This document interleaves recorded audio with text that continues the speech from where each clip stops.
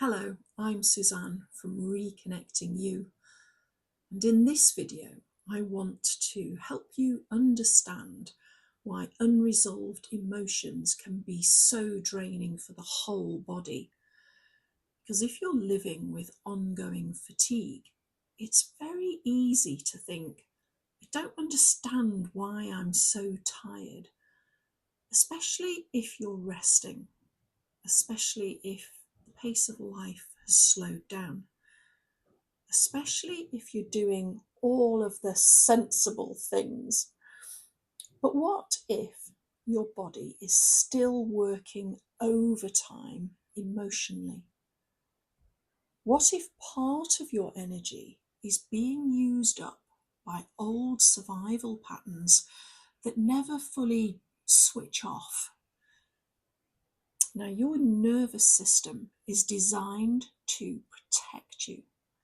When it senses danger, it moves into survival mode. And you may have heard this described as fight, flight, freeze, or fawn. These are not conscious choices that you make. They are automatic body responses.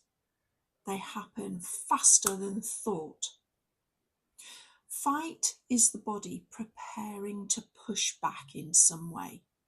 Flight is the body preparing to escape, to flee.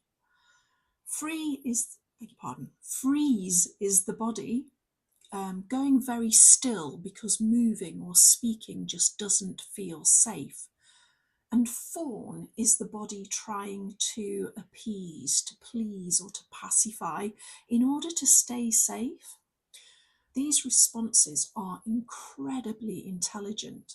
They're there to protect you. But here's the difficulty. Your nervous system doesn't only respond to obvious physical danger. It can also respond to emotional danger, things like criticism or conflict, rejection, disappointment, maybe being ignored or feeling trapped, maybe feeling responsible or feeling like you've done something wrong. And if something in the present, in the here and now, feels similar to something that's unresolved from your past, your brain can play a kind of emotional snap. It says, this feeling is familiar. This reminds me of danger. We need to protect ourselves. And suddenly your body reacts. You may feel panic. You may feel shut down. You may feel angry. You may want to run away. You may immediately start apologizing or trying to smooth things over. And your very logical adult mind might be thinking, why am I reacting like this? This isn't that big of a deal. I should be able to handle this. The problem is that your body isn't reacting to the size of the present event. It's reacting to the emotional pattern or practice that it recognizes, the snap that it's become aware of. For example, if you received a piece of constructive feedback, logically, you know it's not an attack. But if criticism in the past felt humiliating or unsafe or shaming, your body may respond as though you are in danger. Or if someone might be disappointed with you and suddenly you feel a wave of guilt or panic or some kind of urgency to fix everything. Or there may be some kind of conflict and your whole system just wants to escape and be somewhere else. Or maybe somebody ignores you and it touches an old feeling of being unseen or maybe abandoned. This is what people often mean when they talk about feeling or being triggered. Something in the present activates something unresolved from the past, and your body responds automatically. Now, this matters in terms of fatigue because the survival responses use up energy. They're not our neutral states where our body prefers to be. So when your body moves into fight or flight, adrenaline and cortisol are involved. Your muscles prepare, your breathing changes, your digestion slows, your mind becomes very busy or alert, because your body is mobilizing to protect you. And if that happens every now and then, the body is able to cope. That's how we're designed to function, in short bursts of fight and flight, and it can recover relatively quickly. But if your system has been doing this for years, scanning, bracing, anticipating, pleasing, avoiding, overthinking, this is when it can become exhausting. I often describe unresolved emotional experiences as being like open tabs on a computer. One open tab on its own doesn't use up much energy, but if you've got 37 open tabs in the background, they all require a little bit of processing power. The laptop slows down, the battery drains faster, everything becomes less efficient. And your unprocessed emotions can be a bit like that. Each one on its own may only use a small amount of energy. But if there are lots of unresolved moments, patterns, or survival responses that are still active in your system, they can quietly drain your energy in the background. You may not even be consciously aware of them because it's just how you are, how your body responds. But your body is holding them, still scanning, still protecting, still trying to prevent you from feeling something painful again.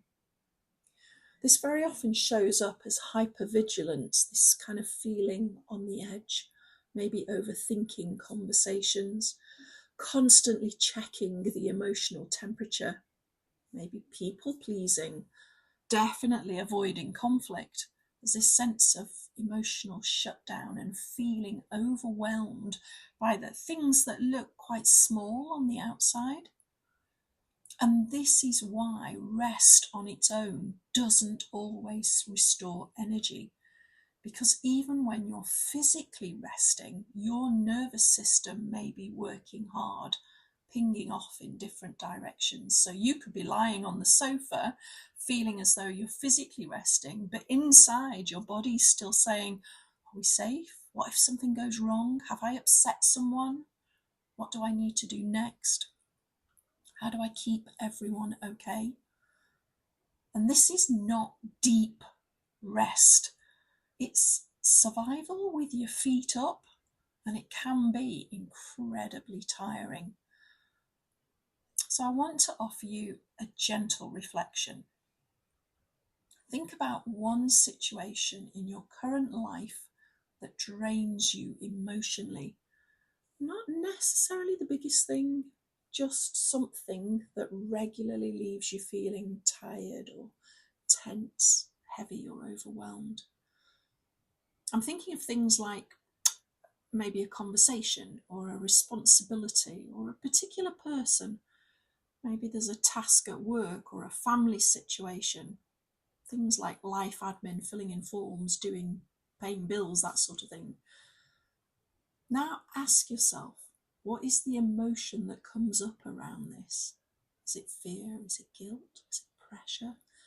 Is it shame or frustration, resentment or sadness? And then ask yourself, does this feeling feel familiar? Have I felt this before? Does it feel older than the situation I'm dealing with now? There may be an answer, there may not. The purpose isn't to force anything open, it's simply to begin noticing, because your emotional drains are often clues. They show you where your system may still be working hard to protect you. And when you understand that, you can begin to respond with compassion towards yourself rather than criticism or kind of putting yourself down. So instead of saying, what's wrong with me? You can begin to say, okay, my body is trying to protect me. And this is a shift that matters, because healing doesn't happen through force. It happens through safety. It happens when the body gradually learns that it doesn't have to be on alert anymore, that the situation you're facing now is not the same as it was then, whenever then might be, that you can feel supported and that you can begin to let go. So if your fatigue is linked with old survival patterns, it really doesn't mean that you're broken. It just means that your body has been doing its absolute best to keep you safe. And with the right support, those patterns can soften. The emotional charge that's being carried can be reduced, and more energy can become available to you for living, for doing things that you want to do, rather than for simply surviving. So I'd like to leave you with a question. How much of your energy may be tied up in protecting you from something that's no longer happening right now?